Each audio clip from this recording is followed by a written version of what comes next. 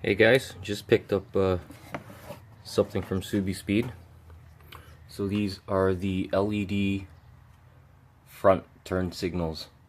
So I'll be replacing these with these yellow ones.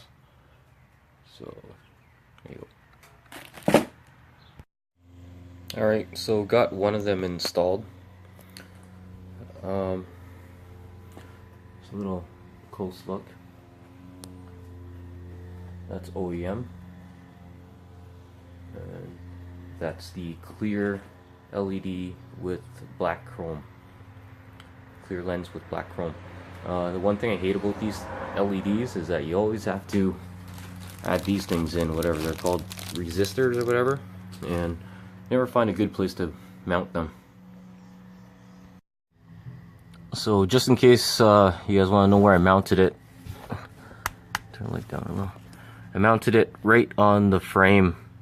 Damn, that thing is super hot. I'm not wondering if it's even safe. I almost burnt my hand on it. And here's what it looks like when it's off. So it's much cleaner. It's all black instead of like that as the OEM. Blinking wise, I don't see really much of a difference, but when it's off, it looks a little bit cleaner.